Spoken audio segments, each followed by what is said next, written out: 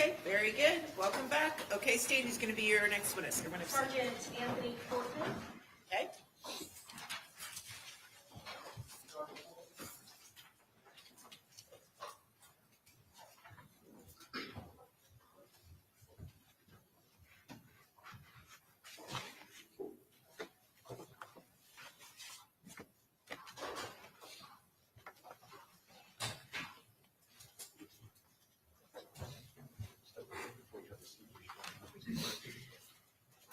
Do you swear to affirm the testimony you're about to give is the truth, the whole truth, and nothing but the truth, so help you God? I do, ma'am. Thank you, sir. Okay, you may proceed. Thank you, Your Honor. Please state your full name for the record. Sergeant Anthony Portman, How are you employed? Tampa Police Department, How long have you been with the Tampa Police Department? approximately 23 years. Were you working on June 23rd of 2024? Yes, ma'am. You said that you were a sergeant, is that correct? That's correct. What was your assignment at that time? I run District 2, Squad 205. I have 6 officers under me that night, and we actually work from Fowler Avenue down to Bush Boulevard, and from 56 out to Armenia is our area of responsibility. And our scheduled time was from 1900 hours to 06:30 in the morning. Okay.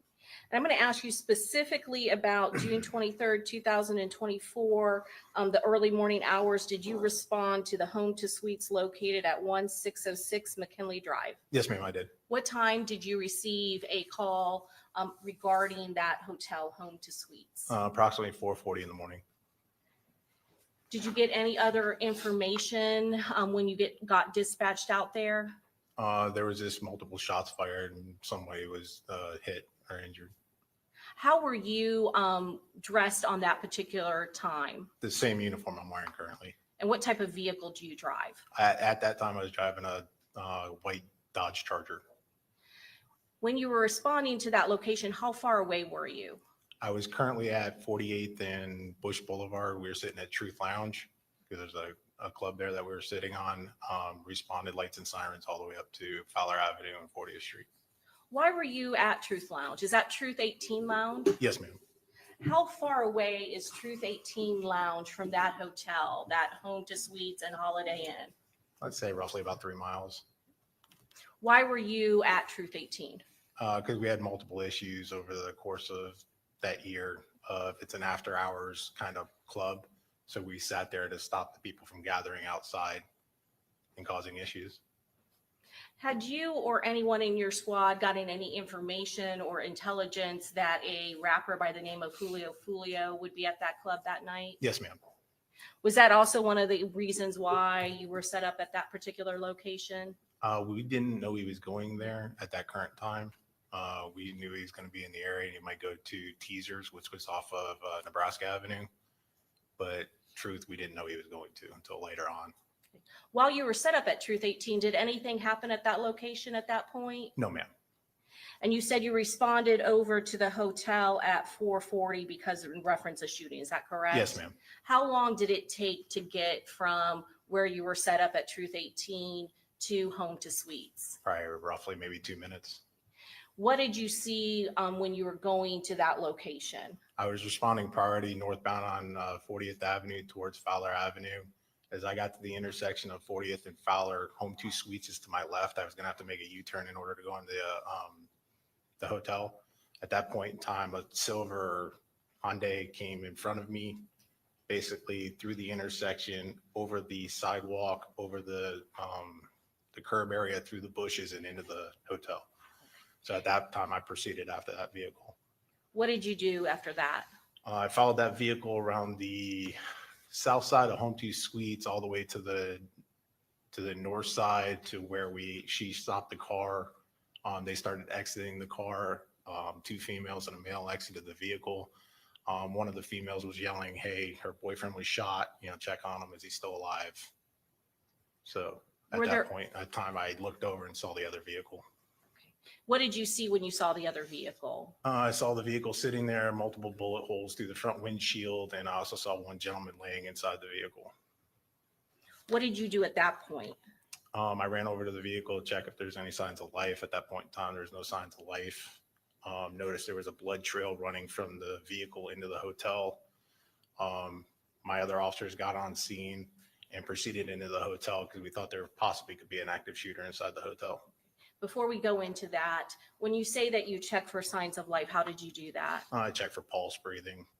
Was there any pulse or was the victim breathing at that point? No, ma'am, it was not. I'm going to show you State's Exhibit 2E. It's already in evidence. Do you recognize the vehicles in this photograph? Yes, ma'am.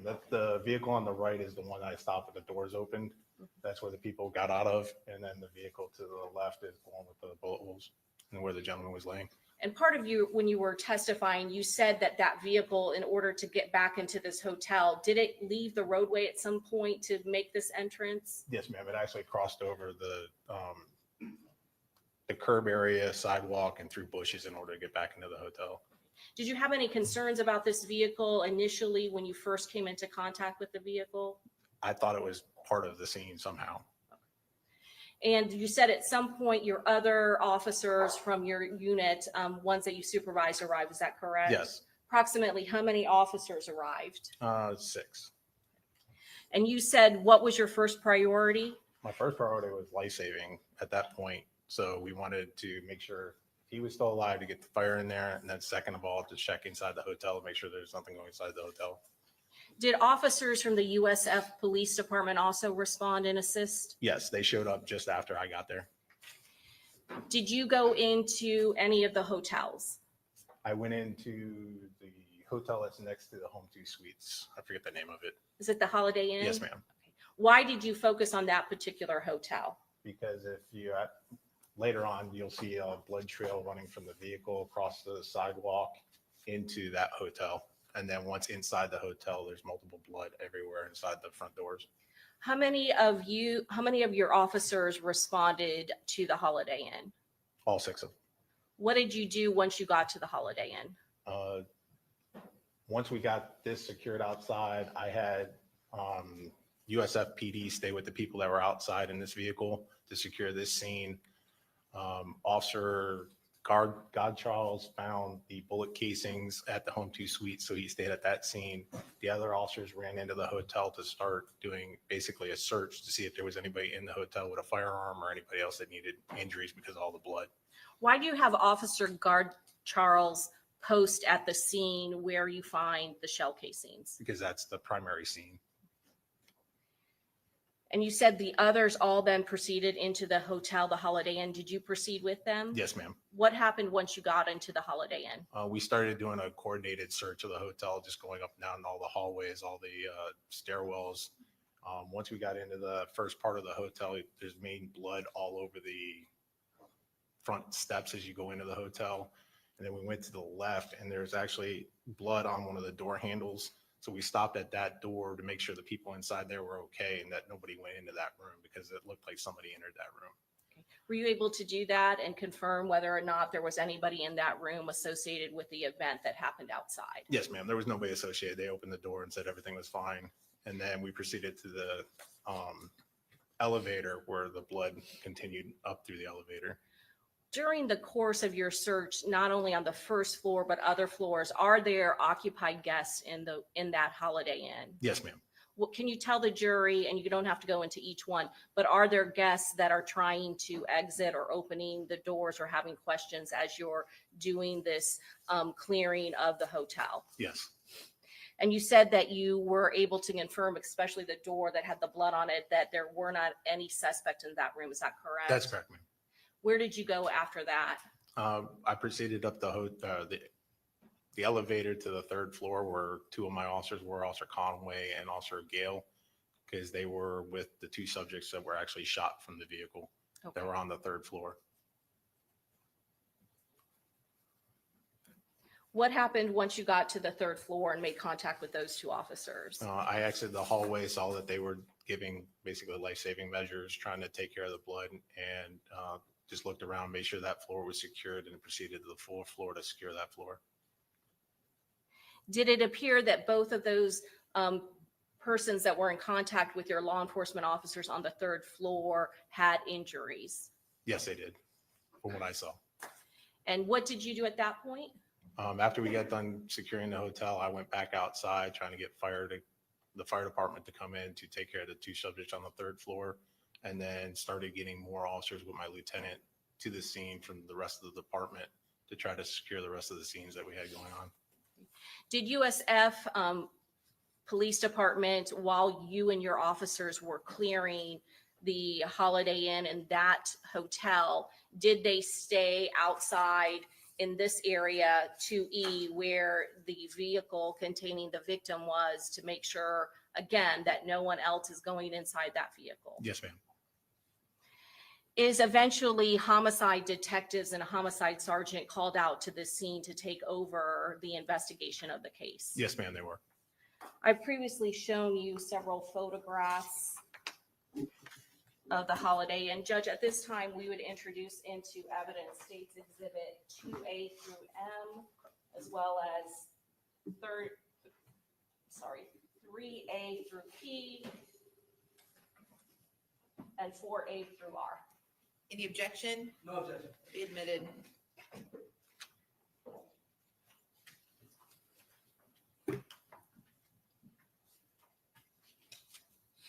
Sergeant Portman, I'm going to start with 2A. Can you tell us, and let me minimize this a little bit, what is being depicted in 2A?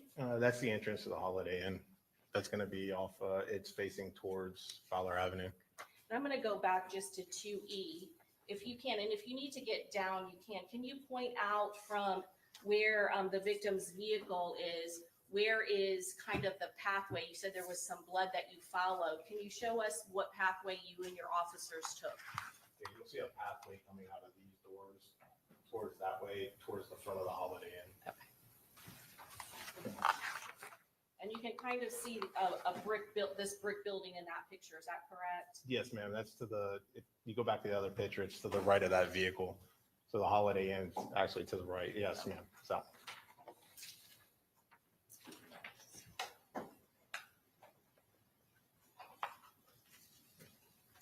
And actually, I have a better angle. And what is in 2B?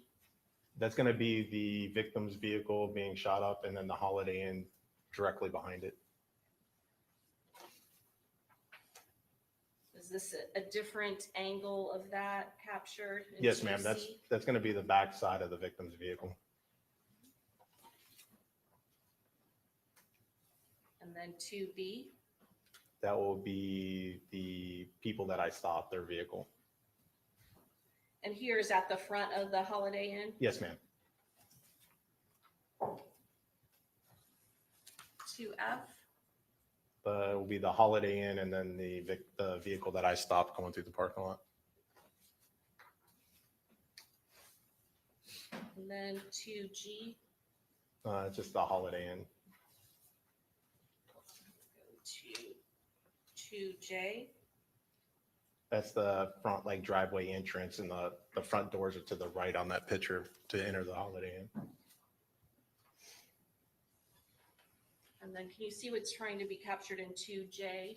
Yes, ma'am. You got the front doors of the Holiday Inn to the left, and then there's the blood trail going up the sidewalk and into the front doors.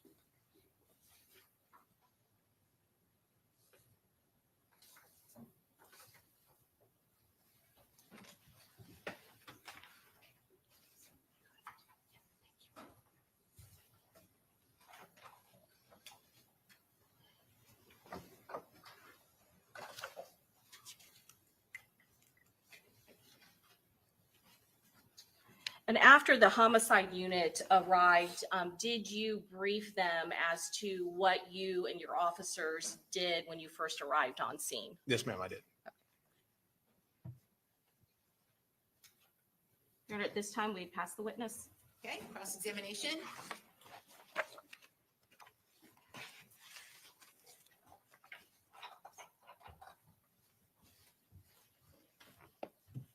Good morning, Sergeant Portman. Good afternoon, sir. Is it afternoon? Not Hands yet. close. Hands close to it. Okay.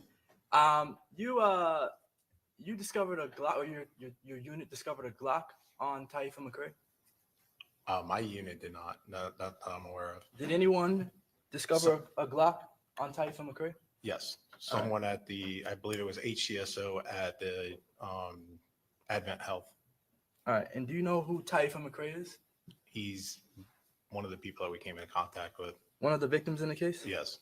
All right. Did you yourself discover any guns or firearms? I did not, no, sir. Did anyone in TPD discover any firearms?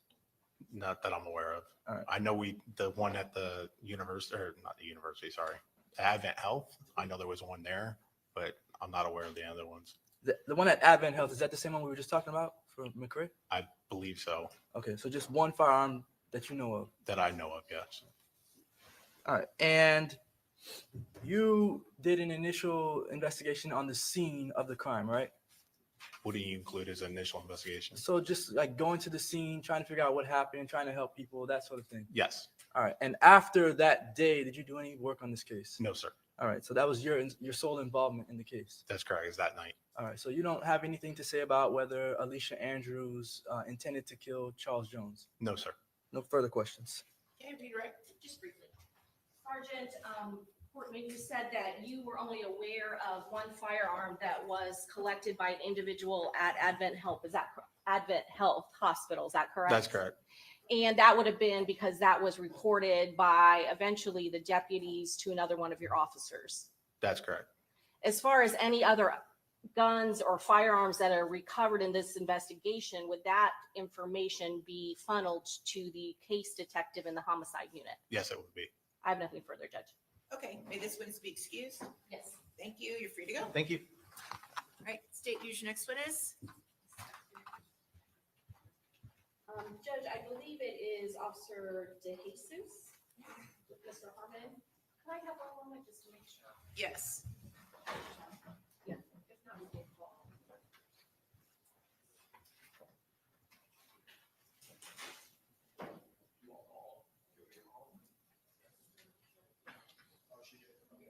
Are you ready on DeJesus?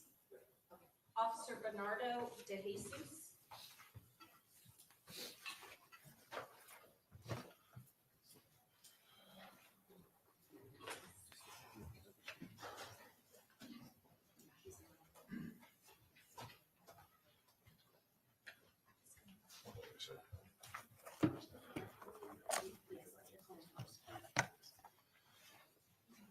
Swear affirm that the testimony you're about to give will be the truth, the whole truth, and nothing but the truth.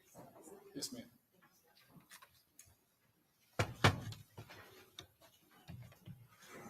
Here you go, Mr. Harmon. You may proceed. Thank you, Your Honor. May it please the court. Good morning.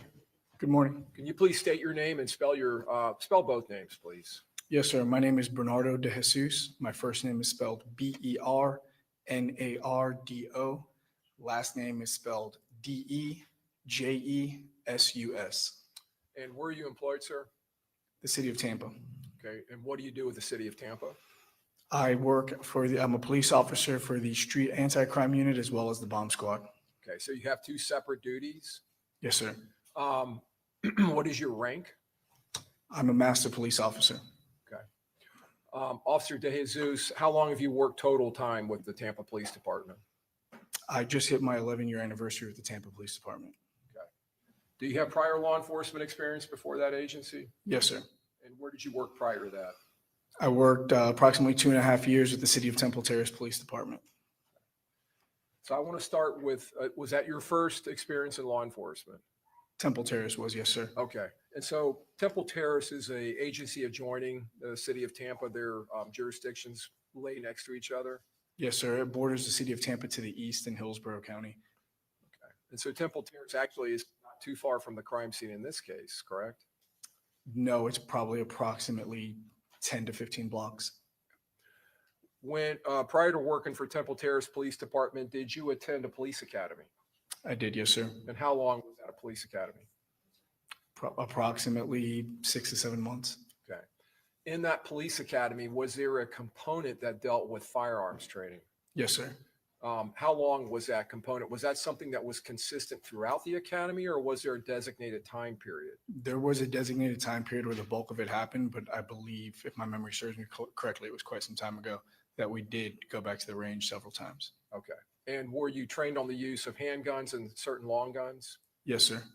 The long guns that you were trained on, did that include AR platform rifles? Yes, sir. Prior to working at Temple Terrace, did you have experience with AR platform rifles? They're military variant, yes, sir.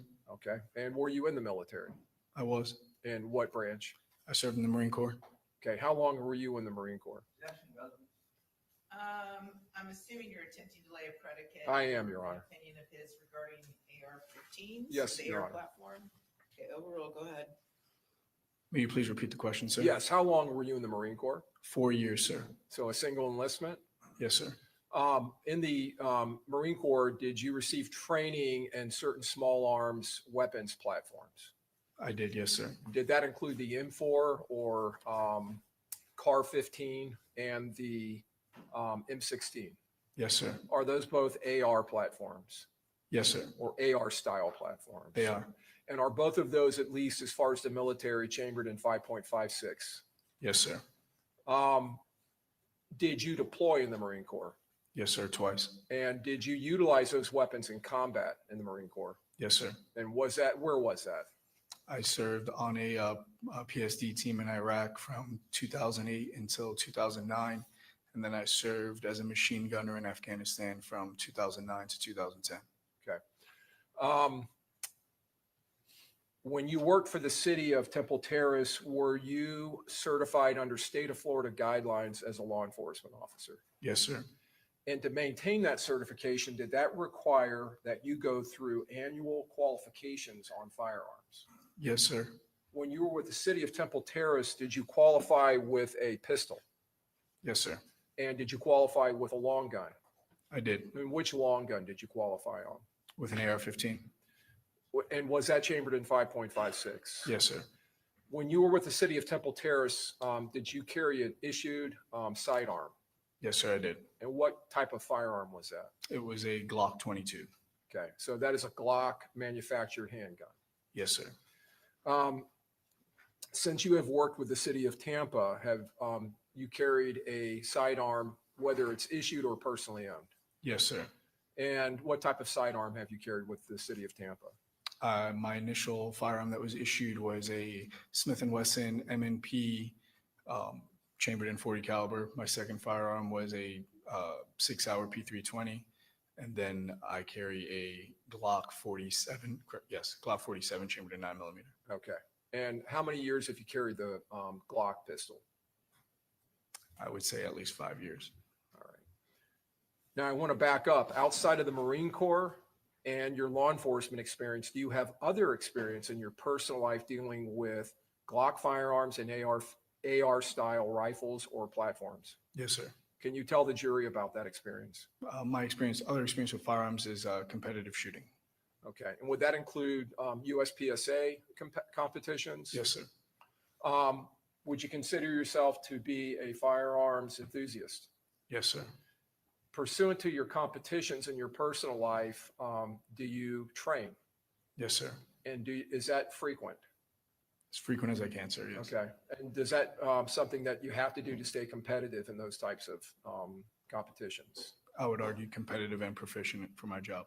And do you also compete in stay proficient in those competitions, because that translates, like you just said, to being proficient as far as a police officer with your handgun? Yes, sir. Have you paid for and attended personally, paid out of your pocket, paid for firearms classes? Yes, sir. And have that included training where you're working with high level, national level handgun competitors? Yes, sir. Annually, how many rounds do you fire through Glock platforms? I would say at least 10,000 rounds. And have you maintained that rate of use of a Glock firearm over the last several years? Yes, sir. Do you maintain familiarity with the firearms community and the firearms industry? To the best of my ability, yes, sir. Are you familiar with the AR platform and its common chamberings? Yes, sir. Are you familiar with, you've talked about the 5.56 round. Are you familiar with the 300 blackout round? I am. Is that a common chambering in an AR-15 platform? Not as common as 5.56, but it is a relative common chambering. Okay. Are you familiar with companies that manufacture components for AR-15 rifles, such as Magpul? Yes, sir. Are you familiar with Sig Sauer, which is another firearms manufacturer? Yes, sir. Are you familiar with the companies that manufacture ammunition such as Remington and Federal? Yes, all the main ones. I am. Are you familiar with a type of handgun ammunition known as Max Tech? I am. And the Max Tech chain brings a 9mm. Is that a common range ammo? Yes, it is.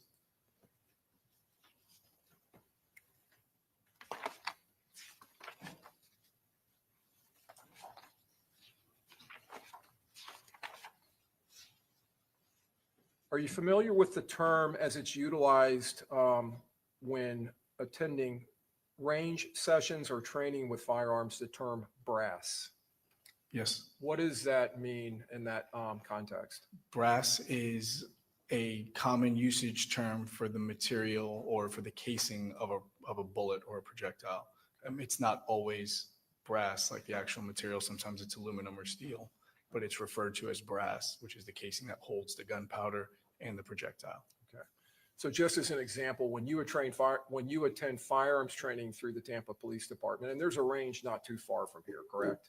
Yes, sir. It's on 34th Street. And that's maintained by the city of Tampa? Yes. When you attend firearms training there, and they may now have some type of machine that does this, but are you typically ordered to either police your brass or pick it up Yes. to clean up the range? And that means the expended shell casings when you're firing your handgun. Yes. For semi-auto handguns. Yes. Semi-automatic handguns, is the AR-15 commonly a semi-automatic rifle? It is. And does it expel a shell casing when it fires? Yes. Same with a Glock pistol, a 9mm Glock pistol? Yes, sir. Are you familiar with a item known as a brass catcher? Yes, I am. And what is a brass catcher? A brass catcher is something that is affixed to the ejection port of a firearm that is used to collect brass prior to it hitting the ground. So are there brass catchers that are manufactured and produced for attachment to an AR style rifle? Yes. So they're designed to catch the casings as they're coming out Yes, sir. into a mesh type bag, Yes. basically? Okay. Are you familiar with the term Glock switch? I am. Okay. And what is a Glock switch? A Glock switch is an aftermarket piece that can replace the back plate on a Glock pistol, which allows the user to fire it in fully automatic or select fire. Okay. Now, your familiarity with that, is that something you've become familiar with through your job as a police officer Yes, sir. and also through following the firearms industry? Yes. Now, converting a Glock handgun with a switch to becoming a fully automatic weapon, is that legal? Not without the proper documentation from the ATF. Okay. And if you don't have that proper documentation, that is a federal criminal offense, isn't it? Let's sustain the objection at this point. Okay. Is that a device that the Glock company endorses for enthusiasts in the United States? No, Glock has their own version of a fully automatic handgun. Okay. And that's a regulated handgun, Yes, sir. a class 3 regulated, fully automatic handgun. Yes, sir. It's a Glock 18. So that's not a gun that someone can walk into a gun store and buy without having the proper paperwork that they've obtained through the federal government. Correct. I want to call your attention to June 23rd of 2024. What was your assignment at that time in the Tampa Police Department? I was a member of the District 2 Day Shift Street Anti-Crime Squad. And when you were en route to work that day, were you dispatched or asked to respond to a homicide scene? Yes, sir, I was. And did another officer from your unit also respond? Yes, And is his last name also De Jesus? it is. Any relationship? None. And what's his first name? Patrick. Okay. So you and Officer Patrick De Jesus respond to this homicide scene. Is that located near the University of South Florida? Yes, sir. It's to the south on Fowler Avenue. Is that a hotel complex at McKinley and Fowler? Yes, sir, it is. Your Honor, I move to publish State's Exhibit 1. Okay, I'm going to show you this overhead aerial photograph that's in evidence, states 1. Do you recognize what's depicted in the photograph? I do. Okay.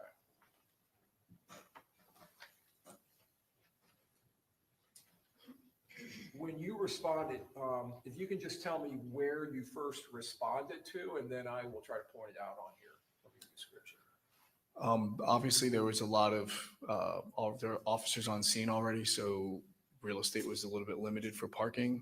We parked our vehicle. If you look at the building that's parallel to the roadway, which is Fowler Avenue, we parked on the grass closest to the roadway in front of that structure. Would that be this area here? Roughly, yes, sir. Okay. And did Officer Patrick De Jesus, did he also park his vehicle there? Yeah, we rode together. Oh, you rode together? Okay. Yes, sir. I didn't realize that. All right. When you arrived, did you make contact, first of all, with other officers on that scene? Yes, sir. And you indicated there were other officers. Did that include uniformed officers? Yes, sir. And did they have control and command of that scene at that point? Yes, sir. Was there a crime scene tape either up or being put up? Yes, sir. Did you observe a motor vehicle generally in this area here that appeared to have damage to it? I did, yes, sir. As I documented in my report, I observed a black four-door Dodge Charger in that area. Okay. And did you get close enough to it to see the damage? Yes, sir. All right. Are you familiar with that type of damage? Have you seen that before? Yes, sir. And what kind of damage was there to that car? There were bullet shots throughout the front of the vehicle. Okay. So bullet impacts or projectile impacts? Yes, sir. Did you get close enough to the car? Did you go close enough to it to see its contents? I could see its contents, yes, sir. All right. Could you see there was a deceased body in the car? Yes, sir, I could. And was that brought to your attention by other officers in the scene? Yes, sir. Prior to my arrival, I was made aware by my supervisor that I was responding to a homicide scene. Okay. Now, did you end up coming into contact with some civilian witnesses maybe up here in this area? I did. And did that include Armani Turner and a young woman with the last name of Randolph Yes, sir. and a Robert Howard? Yes, sir. And did you briefly speak with them and obtain what is known as pedigree information? Yes, yes, sir. I spoke very briefly to them. As you said, I got their pedigree information, just trying to assist any way I can, getting names or date of births, addresses, just information where potential witnesses could be contacted later. And did you note that they were not from the city of Tampa or the Tampa Bay area? Yes, sir. I did think it was quite odd that everybody that was still on scene had Jacksonville addresses. And was it brought to your attention that the deceased person was an individual named Charles Jones Yes. and that he was also from Jacksonville? Yes, sir.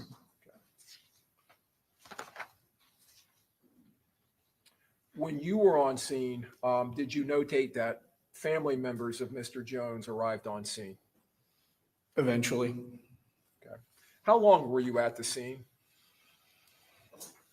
I believe I left the scene probably approximately sometime between 11:30, 12 o'clock maybe. When you responded there with Officer Patrick De Jesus, was that at the request of your supervisor? Yes, sir. Okay. And what were you requested to respond there for? Why were you going there? So our responsibilities were just to assist patrol in any way we could.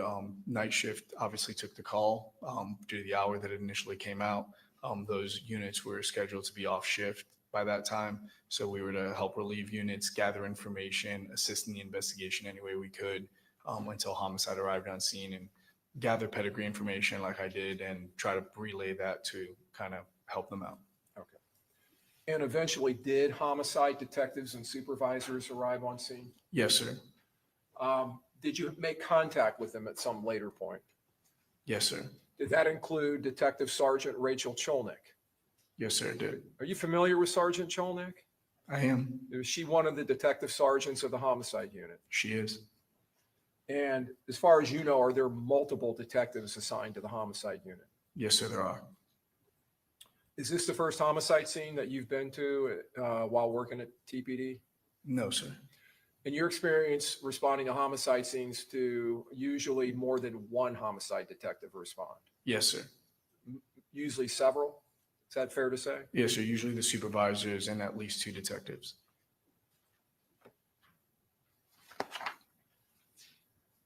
Did you at some point attempt to establish contact with an agency or a person in Jacksonville? Yes, sir, I did. And how did you go about doing that, and what did you do? I just got on my phone and I Googled Jacksonville Sheriff's Office because I've never worked there, never worked with that agency. Made contact with, I couldn't tell you who the officer was that answered a desk phone or whatever line I was able to get a hold of. Explained my situation and asked if they had anybody in the gang unit or a detective that I could speak with that might have information or intelligence on potential gang members or gang activity. Okay.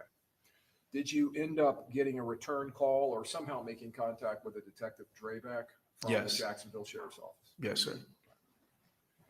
And did you speak with him and have a conversation with him? I did.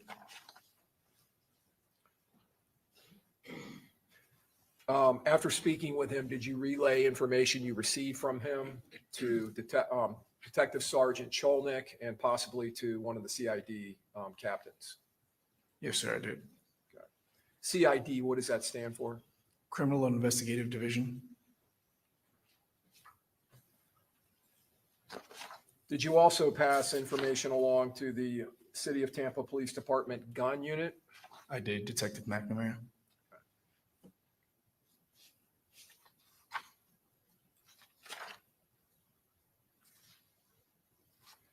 Did you and Officer Patrick DeJesus provide additional assistance by writing preservation letters for Mr. Jones, Charles Jones' Instagram account and other potential involved parties? Yeah, I was informed by Patrick DeJesus that he would be writing those preservation letters.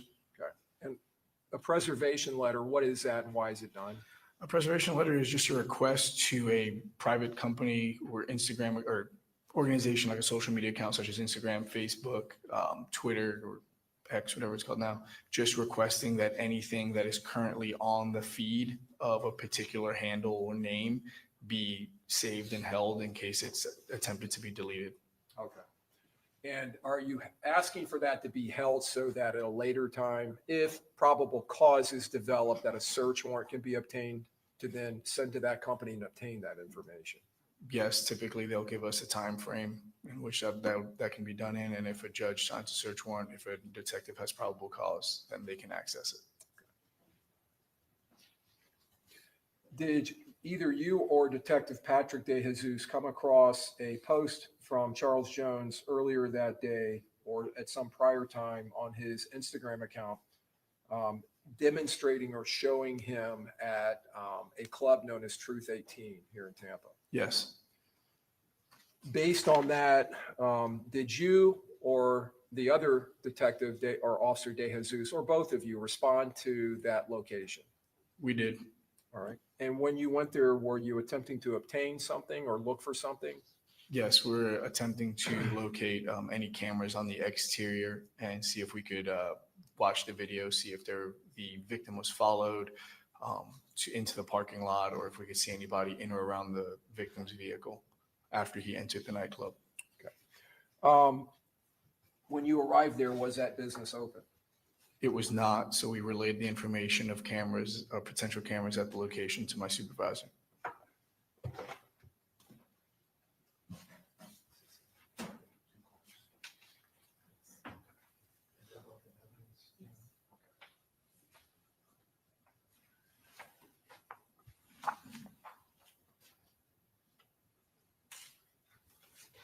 Officer, I'm going to show you some exhibits that are already in evidence.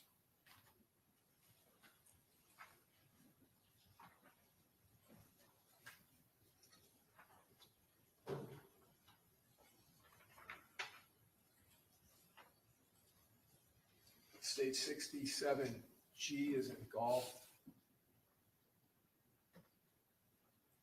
Does this look like, first of all, the car that you saw within the crime scene with the bullet damage? Yes, sir. And is that damage shown in that photograph on the windshield and the hood area? Yes, sir. Okay.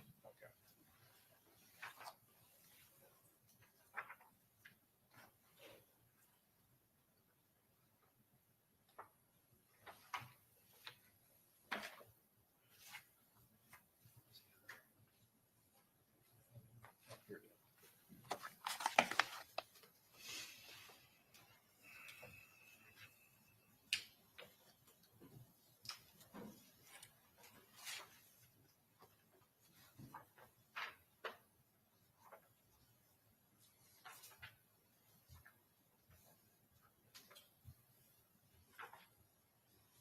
states 31C. This has previously been identified in the evidence as a radio screen on a dashboard of a Nissan Altima, and I'd ask that you look at the areas I'm pointing to.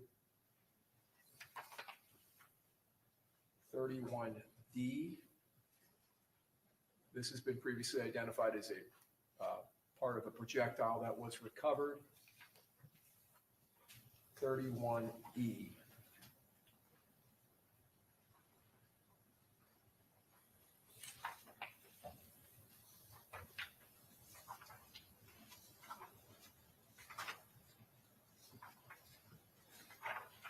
Officer, in your experience, and I'm talking about all of your experience you've had in your lifetime with firearms and seeing damage that has been caused to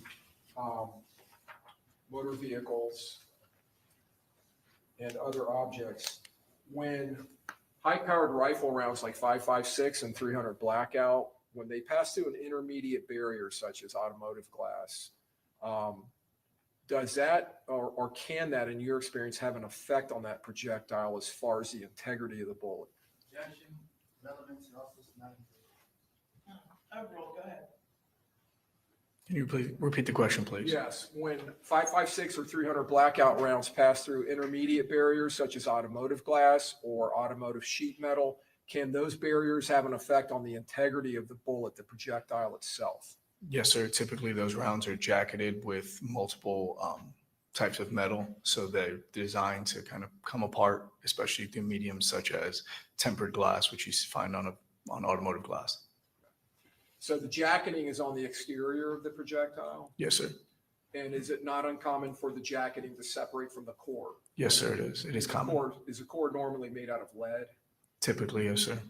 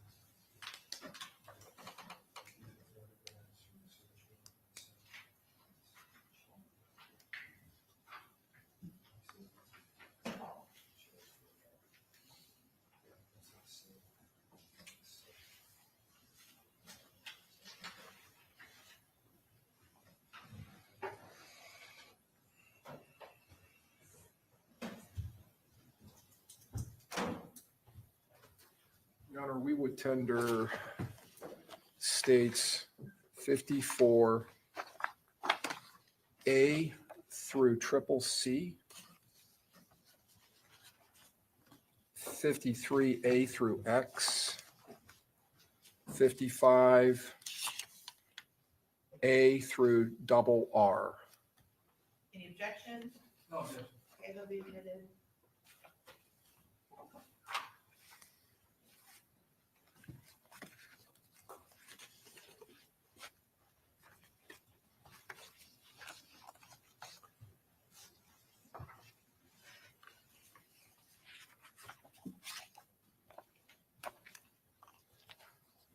Publishing 53A. Officer, have you previously seen these photographs? Yes. Okay. Now, you understand these are photographs taken during the execution of the search warrant in Jacksonville. You were not present for that, correct? I was not.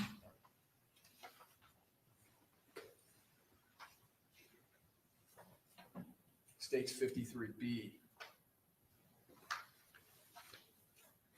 States 53C. 53E. 53F. Let me ask you about this item here. Do you recognize the item? Yes, sir, I do. And what is that item? That is what is referred to as a bikini cover for a 6-hour red dot optic. And does it consist of two rubber cups that sit over the opposite ends of that optic? Yes, sir, to protect the integrity of the glass when it's not in use. Okay. And then the straps here are like pieces of rubber, like a rubber band that keep tension so they won't fall off of the optic. Yes, sir. And is that for an optic that is commonly mounted on a rifle? Yes, sir, it is. And that's produced by the company Sig Sauer, which is a firearms and ammunition manufacturing company. Is that correct? Yes, sir. 53G, is that a close-up of that?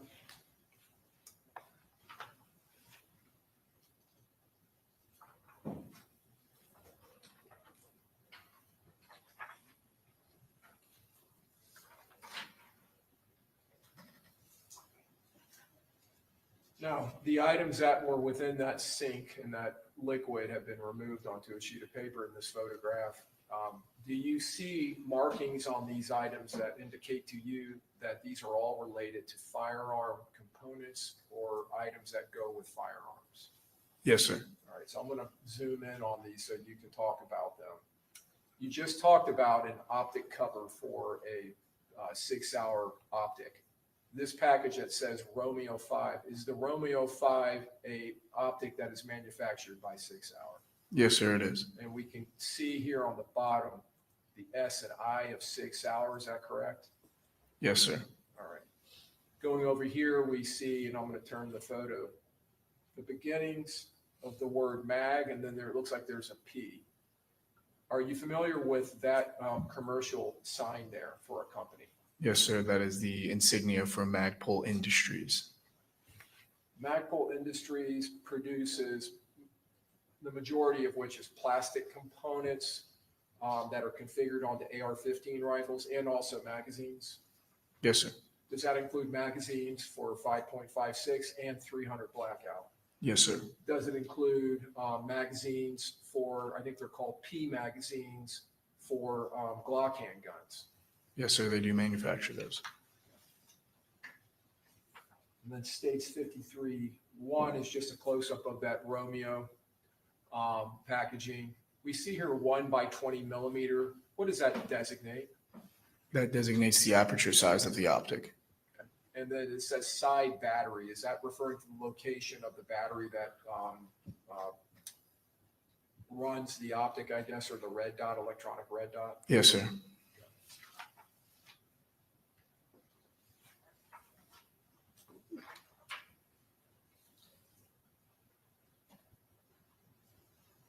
This packaging here that's been torn up, do you recognize what is depicted? And that looks like a schematic. Yes, sir. That is a chassis system where you can mount a Glock pistol mainly. They do make them for other manufacturers. You can mount it inside of that plastic chassis and turn your handgun into a rifle of sorts. Okay. Something that gives you 3 points of contact when you're firing the gun. Yes, sir. Does that require the firearm to be basically the slide to be moved up inside of a brace, a plastic brace? Yes, sir. Okay. And so would this be a photo of the brace without the handgun, and this would be with the handgun inside of it? Yes, sir.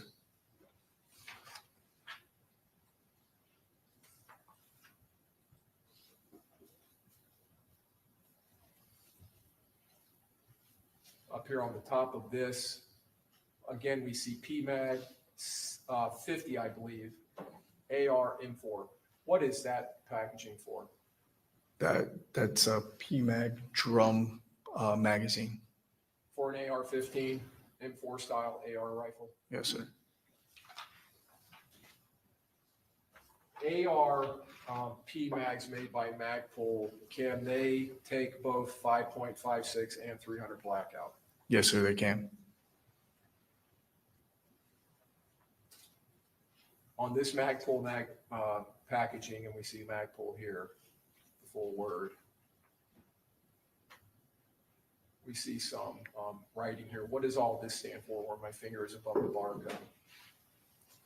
PMAG is the designation that Magpul has for their magazines. AR, Armalite rifle. M4 is the military designation for an AR pattern rifle. 5.56 by 45 is the caliber in which the magazine can support. and drum is the style of magazine. And it says, or it has written on there D60. Is that for drum 60 round? Yes, sir. That would be a drum magazine that holds 60 rounds of 5.56 rifle ammunition. Yes, sir. And then just one more of the packaging here, Magpul, PMag, and is that basically the same, a package or cutting from the same package? It appears so, yes, sir.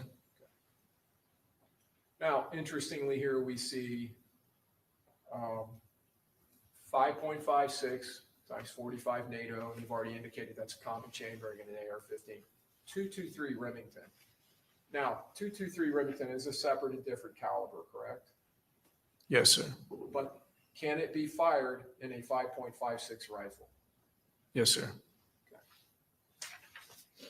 And is it commonly fired in a 5.56 rifle? Yes, it is actually just slightly more economical, so it's more common to see that caliber.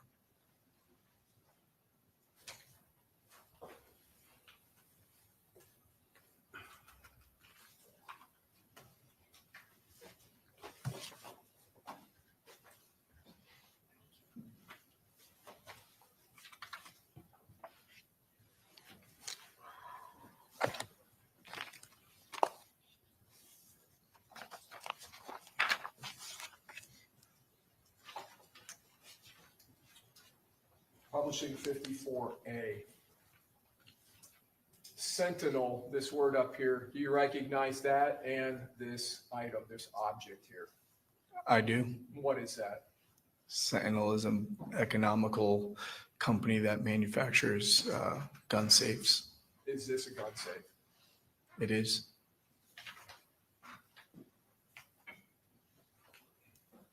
States 54B, is that just another photograph of that? It appears so. Does it appear it has a combination electronic lock? Yes, sir.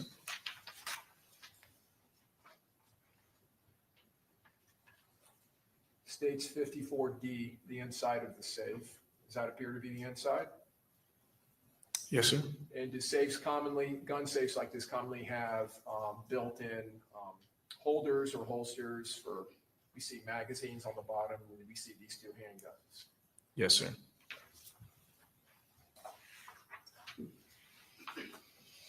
.54F, is this a photo of shelving inside the safe? Yes, sir.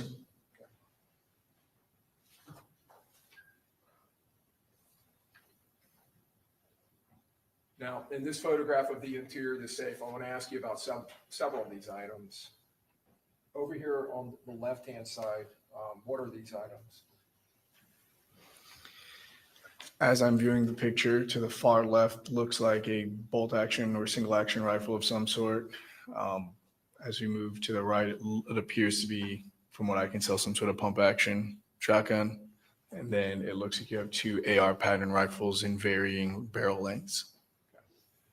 And this area here, this item, is that a brass catcher? That is. And does it appear to be attached to that rifle? Yes, sir. Now, up here on this shelf, we see another item here, and I'll zoom in on it. Does this appear to be another brass catcher that is not attached to a firearm? It does. This item here, is that the base plate of a rifle magazine, That is the base plate of a 30-round PMag. PMag, and that's made by Magpul. Yes, sir. Down here on the bottom, these two plastic cases, do you recognize those? Yes, they appear to be Glock gun cases.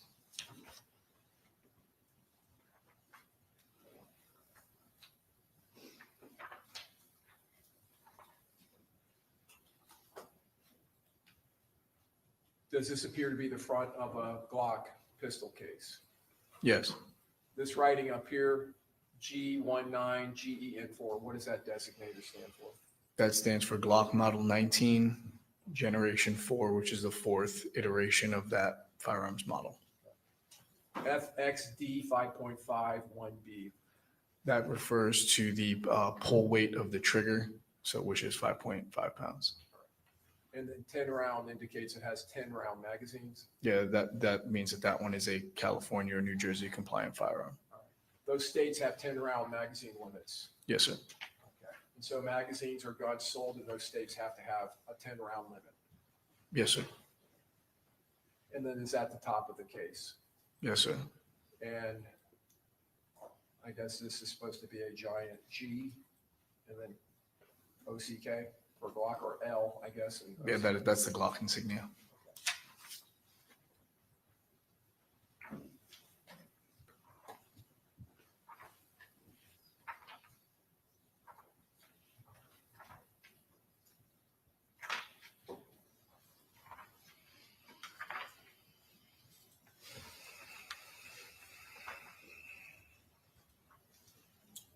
States 54Y is in Yankee. Is this the brass catcher now turned up where it can be seen?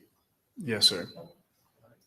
And 54Z is in zebra or Zulu. Is this the inside of the brass catcher? Yes, sir. And do there appear to be two shell casings inside of that brass catcher? Yes, sir. Do those appear to be pistol shell casings? They Pistol do. round. I do. And just a close-up of them.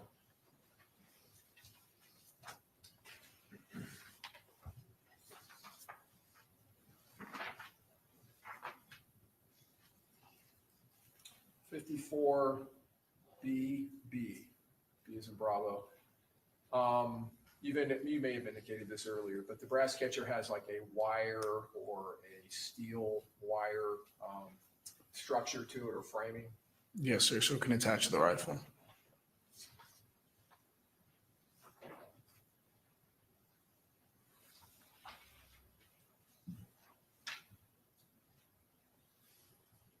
States 54 F. F is in Foxtrot.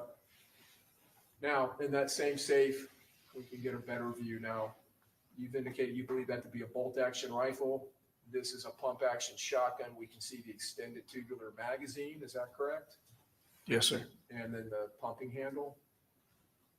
And then this is an AR style rifle here on the right side. I can rephrase, Joe. Rephrase. What type of rifle is this on the right-hand side? So you have two rifles on the right-hand side to the right of the shotgun. Both appear to be AR platform or pattern rifles. When you say two, this area here, what is that? That's the muzzle. And then down here, is that another muzzle? That is another muzzle. Yes, sir. 54 G is in golf. What is this item? That is a barrel, muzzle, and handguard of an AR-15 pattern rifle with a brass catcher over it. What is this on top of the rifle? That's what is referred to as a front sight, which is used to assist in aiming. This item here.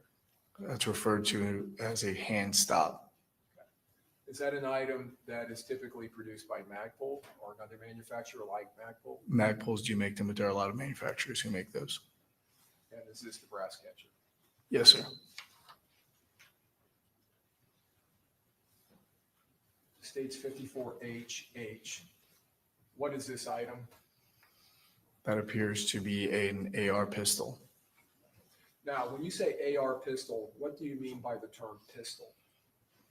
The National Firearms Act dictates that every civilian, unless they have a proper tax stamp that has a rifle of 16 inches or longer, that rifle doesn't have a 16-inch barrel, so it cannot have a buttstock. So a way around having a tax stamp to the ATF, if you remove the buttstock, it reclassifies the firearm as a pistol.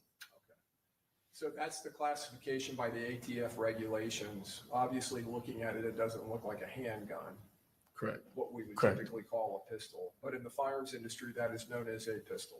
Yes, sir. Okay. Now, when you say it doesn't have a buttstock, what is this item sticking out the back here? It's referred to as a receiver extension or a buffer tube. The buffer tube, is that part of the action, the firing action of an AR-15? Yes, sir. It helps complete the firing action. And inside of that tube, is there a plunger with a spring that reciprocates when the gun is fired? Yes, sir. There's Sustain. Okay. What's inside of the tube? inside of the tube is what's referred to as a buffer, which comes in several different weights depending on the type of ammunition you're using. There's also a spring to push the buffer back forward and put the bolt back into battery and chamber another round. And what is this item that's connected here And we see it loop around and come back up this way. That's a sling. What is a sling? It's used to affix the firearm to a person. In this instance, does that sling have 2 points of contact? Or appear to? It appears that there should be another point of contact up front, but they do make 1 point slings or single point slings. And using a pistol like this with a sling, how would one go about attaching that to their body? You just pass your arm or head through the loop end of the sling so the firearm doesn't fall to the ground and you let it go. So if a person did that, would the firearm hang somewhere on their body, basically? Yes, it would hang depending on where you put it, to the front or back.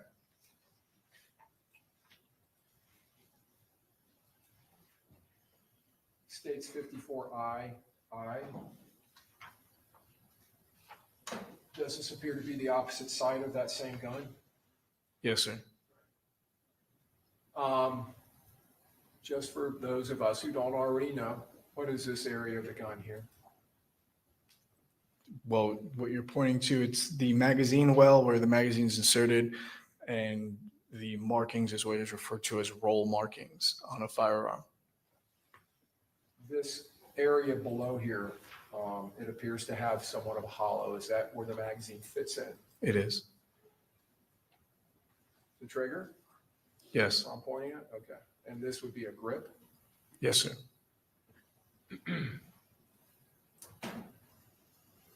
What is this object on top of the rifle?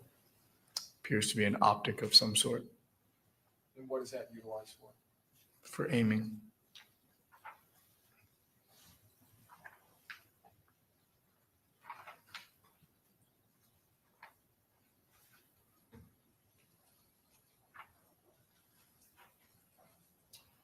.54 mm. Does that appear to be the same firearm or a different firearm? That is a different firearm. And what type of firearm is it? That is an AR pattern rifle. And looking at it, can you tell what the length of the barrel is, or approximate the length? It's either going to be a 14.5 or a 16-inch barrel. What is this triangular shape up here? That is referred to as the front sight post. And is this, again, the magazine well here? Yes, sir. Does this firearm appear to have a brass catcher attached to it? And I can show you the photograph again from 54 mm. We are not looking at the side with the ejection port, but it does not appear to have a brass catcher on it. Now, you talked about earlier about a butt stock or a stock. Do you see that item in this photograph? What you were talking about? Yes, sir. So the prior firearm had a buffer tube extension. Does this have something different attached to it here? So that firearm as well has a buffer tube extension, but over it is a buttstock. Okay. Is the firearm extension or the buffer tube extension running on the top of that buttstock? Yes, sir. When a person's firing a rifle like this, would this area here at the end of the buttstock commonly contact some part of their body if it's being fired in an upright position? Yes, sir. It would contact their shoulder.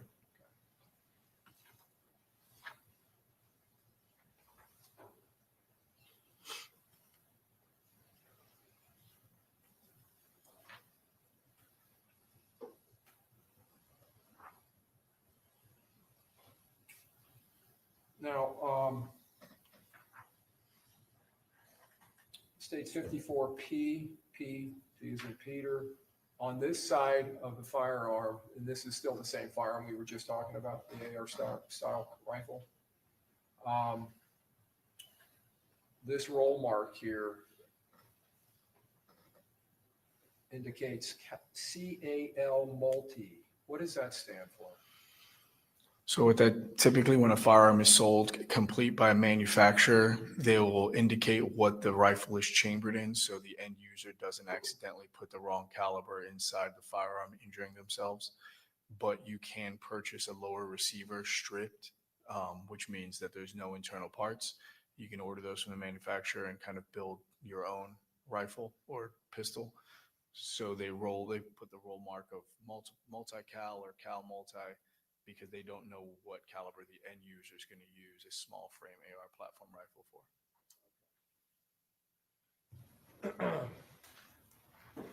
When you talk about lower and upper, what is this round item here? Overall, go ahead. What you're pointing to refers to the takedown pin, which separates the lower half of the rifle from the upper half of the rifle. And you can see in this photograph a line that travels along horizontal on the gun and then curves up. From that line up, is that considered the upper? Yes, it is referred to as an upper receiver. And does the upper receiver also attach to the barrel and the foregrip? Yes, sir. And then the area of the firearm that is below that line, is that the lower? That is the lower receiver. And at this point here, does it hinge in some way when it's removed or popped out? Yes.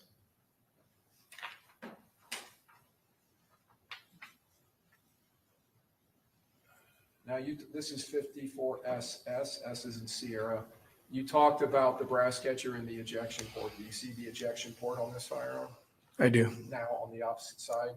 Yes, sir. Okay. And is this the ejection port where I'm pointing? Yes, sir, it is. This little rectangular item here, what is that?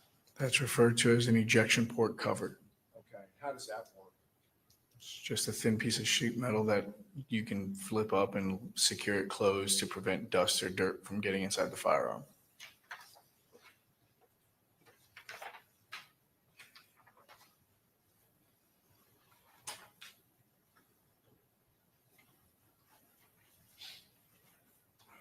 States 54V, V is in Victor.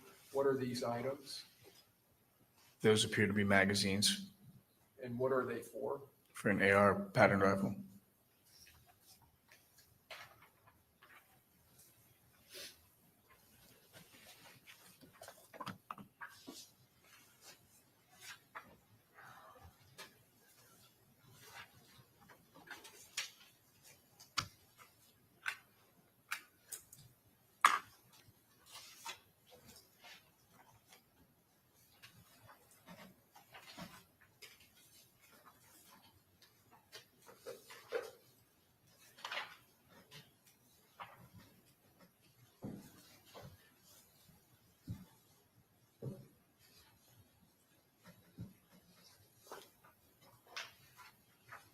States 54F. Do you recognize this box and this box over here to the left? And when I say this, it's a green and yellow box that's sitting upright on the right-hand side of the photograph. Yes, sir, I do. And what are those boxes? Those are ammunition manufacturers. Remington, is that a company that manufactures ammunition? Yes, sir. American Eagle, is that a brand that is manufactured, I believe, by Federal? Yes, sir, it is. And is this item that they're inside of, is that an ammunition box? Yes, sir.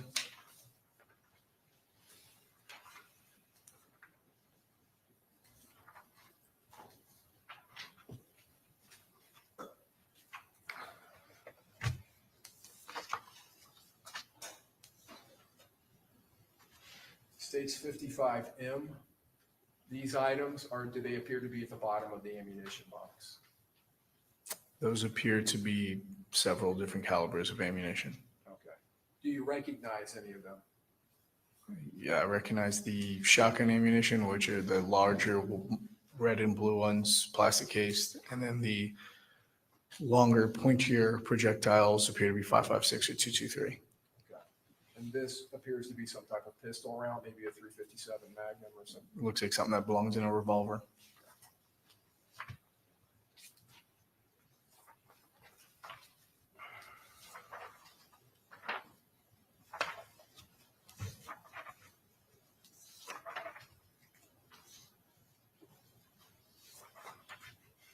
States 55S, another ammunition box. What's contained in the box? Those appear to be 5.56 or 2.23 rounds.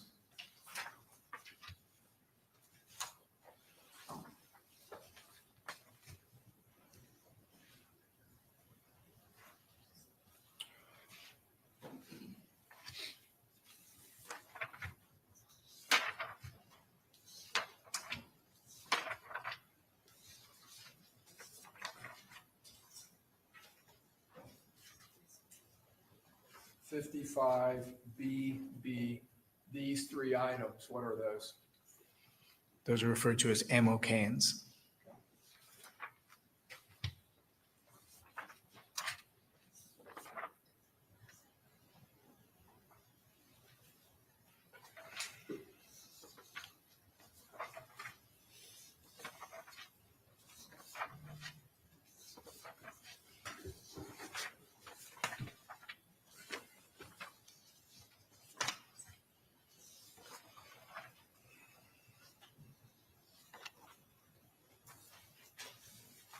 States 55 N. It is in Nancy. The photograph shows multiple cartridge cases, correct? Yes, sir. And it looks like every so many number, they're facing different directions. It appears so. Okay. Do you recognize that type of ammunition? I do. And what is it? That's either 223 or 556 ammunition.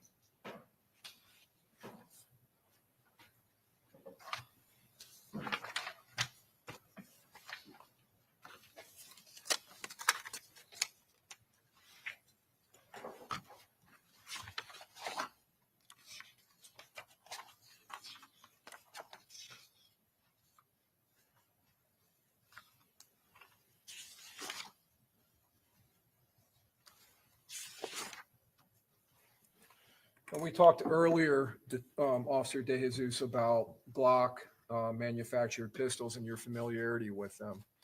Are there standard loadings here in Florida and states that do not have magazine restrictions as far as the amount of rounds that are in the magazines? Yes, sir. Okay, so a Glock 19, a Model 19, which we saw in that photograph, what's the standard capacity of that magazine? 15 rounds. The Glock that you carry on duty, the 47, is that a 17-round magazine? Yes, sir. And those two magazines in 9mm double stack magazine pistols, like the 19 and the 17 and the 45 and I think the 47 model, are those standard loadings for Glock magazines? Yes, sir. Does Glock make an extended magazine that holds over 30 rounds in it? Yes, sir. They manufacture a 33-round magazine. 33 rounds. Yes, sir. Okay. And are you familiar with those magazines? I am. Okay.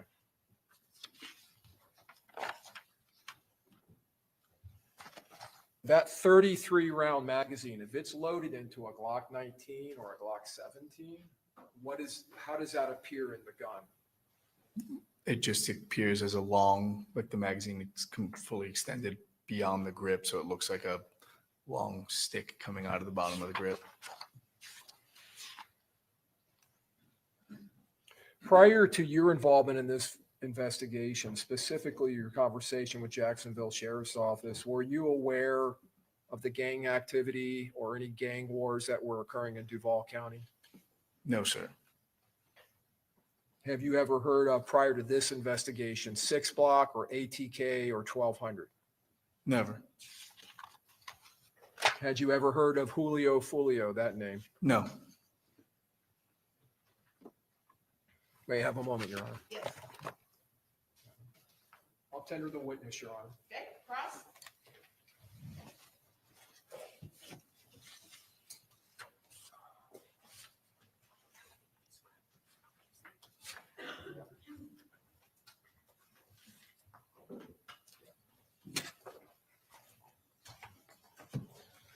All right, so you know a lot about guns. Somewhat. All right. Do you know if Alicia Andrews knows anything about any of the guns that you mentioned? No, sir. You did not conduct a search warrant for the photos that you were describing earlier. You are correct, sir.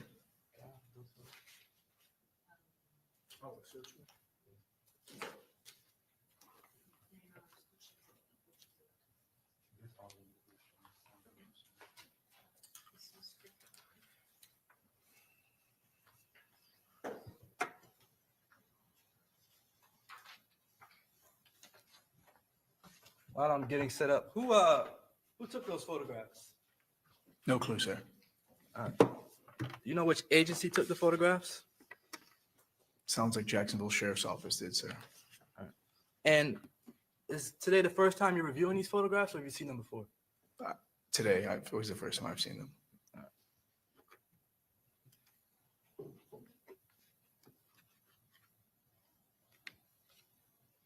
Do you know if any of these firearms were used in the murder of Julio Foolio, Charles Jones?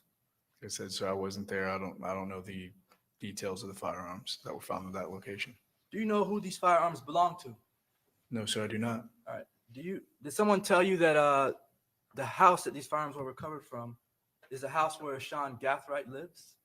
I don't know who resides there, sir. All right. So you wouldn't know if Sean Gathright's mother also resides at that house. You would be correct, sir. And you wouldn't know if Sean Gathrigh's mother is in the military or was in the military. Speculation. You can ask the question, just answer it if you know or not. Facts, not evidence. Also, Ro, go ahead, you can answer.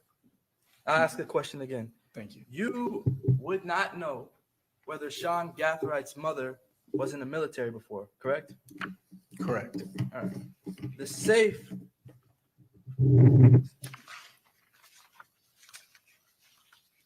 You saw a photograph of a safe, correct?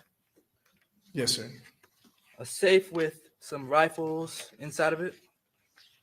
Along with other things, yes, sir. That safe was not broken into by the Jacksonville Sheriff's Office, correct? I don't know what the mode of entry was to that safe, sir. So you don't know if they used a key that they received from someone?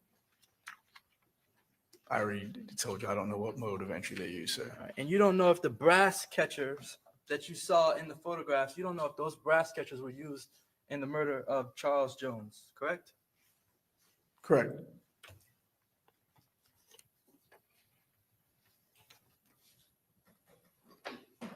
So showing you 54A, states 54A. You see the safe there? Yes, sir. Do you know whose room this is? This safe was found in? No, sir.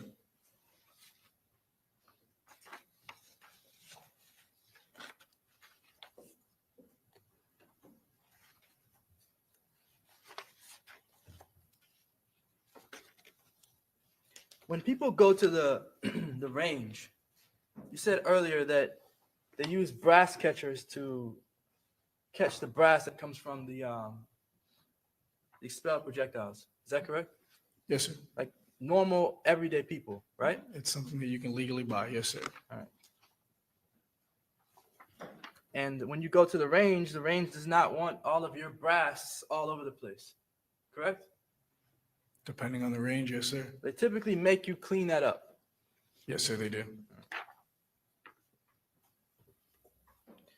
You know who these firearms, who these weapons, who they were registered to?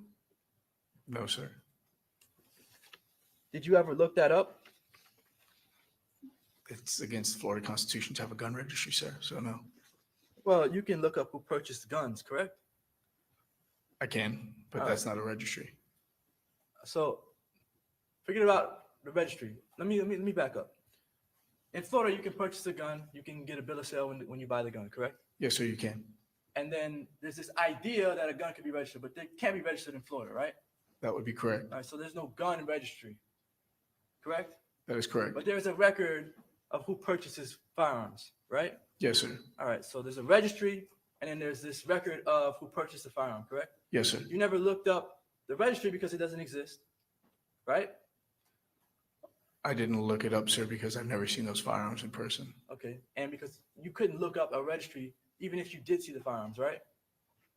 I could not look up a registry that does not exist, sir, no. Correct. But if you're asking about the bill of sale, I guess in Well, theory. I'll get to that part. I just want Oh, to make sure we're on the same Sorry, page I about thought the I was registry. answering your question, sorry. The registry first. There is no registry, sir. Correct. So the bill of sale, the record of who purchased the firearm, you never looked that up for any of these weapons. No, sir. So you don't know who these weapons belong to. Judge, objection. That's two different things. That's a confusing question. Well, you can clean it up on redirect. Overruled. Can you repeat the question, please? Yeah. You don't know who purchased the firearms, correct? That would be correct, sir. And you don't know who the firearms belong to. That would be correct. You don't even know if Sean Gathright ever touched these firearms before.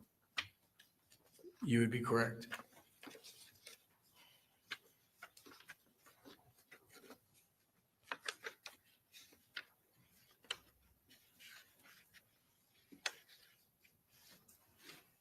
do they make brass catchers for Glocks? Don't know, sir. Is there any way to put a brass catcher on a pistol? I don't know. I've never attempted it, sir.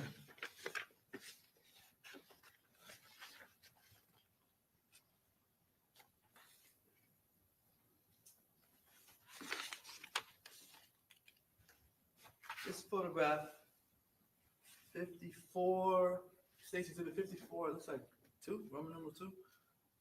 Or maybe that's II. I think it's II. II. Oh, is it LL? Or It's L is in Lima, LL. it's in lowercase. Yeah. It's, so for the record, 54 LL. Do you see the wording on the firearm there? Yes, sir, I do. The "Don't tread on me." Are you familiar with what that is? Is that like? Tell me first. Are you familiar with it? I am. Okay. What does that signify? In popular culture and history. Let's start with popular culture. In popular culture, it's used by a lot of people who, who I guess feel like it emboldens them to put something like that on their firearm. And then you said another definition? Well, in history, it's a naval flag, sir. A naval flag, Yes, sir. like for someone in the military? Well, if they were in the military in the 1800s, yes, sir. All right.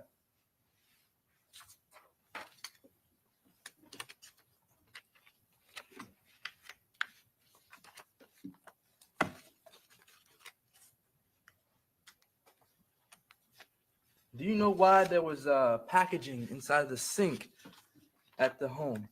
No clue, sir. So showing you exhibit 53A. You don't know why that packaging was in the sink. No idea, sir. You don't know who put it there. No, sir. You don't know if JSO put it there. Never been to that residence, sir. And no one told you anything about it. No, sir.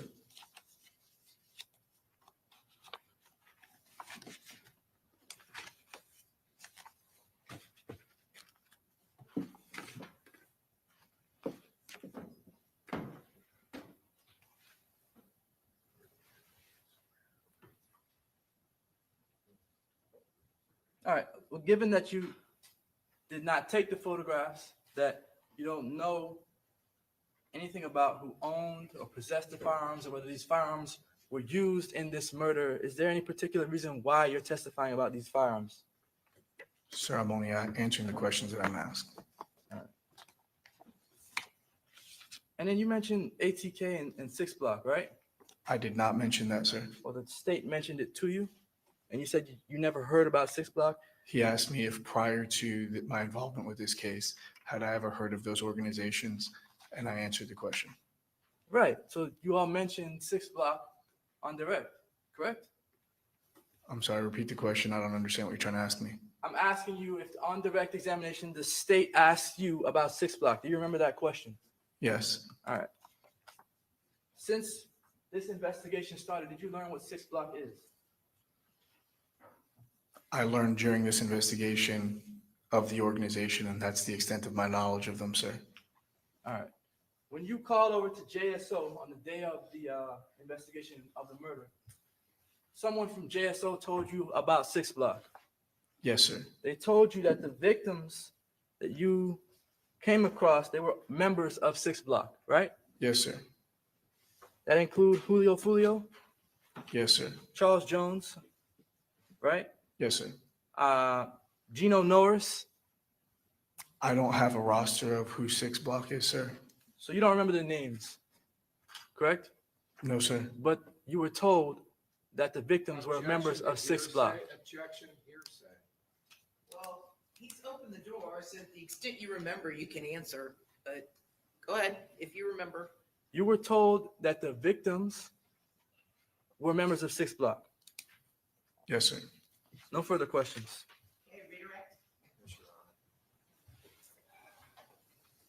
Officer De Jesus, the "Don't tread on me" symbol that we saw on that rifle, is that commonly placed on firearms in the Second Amendment community? Yes, sir. and the firearms community. Yes, sir. Is it commonly seen in firearms manufacturing on firearms? Yes, sir. Okay. And you said it's a naval flag. Yes, sir. Have you ever heard it referred to as a Gadsden flag? I have. Okay. And are you aware of the fact that during the Revolutionary War and just prior, that Americans in this country utilized that flag to tell the British not to tread on them? Yes, sir. Overruled. Go ahead. And is it not as a patriotic flag to a lot of people in this country? Yes, sir. Now, I want to talk to you about, because I think there's some confusion here about firearms registries and bills of sale. Is there a firearm registry in the state of Florida? No, sir. You can buy a gun and it's not registered, correct? Correct. In fact, you cannot register a manufacturer, a seller, a retailer cannot register a firearm. That's correct. In this state. It violates state law, correct? Yes, sir. Because it's an infringement on the Second Amendment, correct? Is it an infringement on the Second Amendment? It is against the Florida Constitution for there to be a registry within the state of Florida. And that's a section of the Florida Constitution that mirrors the Second Amendment? Yes, sir. Okay. But when you buy a gun in this state, there are certain forms that have to be filled out. I believe they are ATF regulation forms. Yes, sir. In law enforcement, is there a database through the ATF that state agencies such as the Tampa Police Department or city agencies can utilize to find out the original sale of that firearm? Yes, sir. Now, once the original sale of the firearm occurs, can the person who possesses the firearm then make a private sale to another individual? Yes, sir. And in the state of Florida, is that required to be tracked in any way? No, sir. Have you ever tried to track the original sale and owners of firearms? No, sir. Overruled. Have you opened done the that door. in your Go career ahead. with the Tampa Police Department? No, sir. You're not aware of tracking, doing an ATF track? I'm aware of it. I've never done it. Okay, all right. You've seen it done by other officers in your agency? Yes, sir. Okay. And if you determine who the original purchaser is, the original purchaser is, that will also show the original seller or retailer. Yes, sir. Okay. And when firearms are sold, they have to be sold through a federal firearms licensed agency or retailer. Rephrase. Sure. When a gun is sold in this state or any state in the union, does it have to occur through an FFL? Yes, sir. And again, tracking that original sale, is that necessarily going to tell you who owns the gun or who it belongs to? No, sir.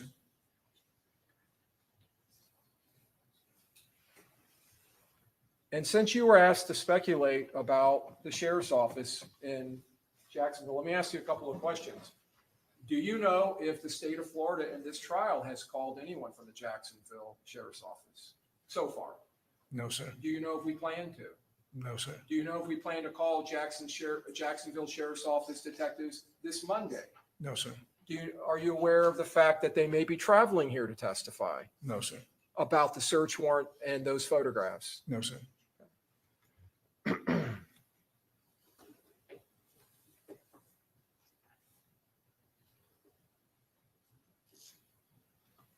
I have nothing else, Your Honor.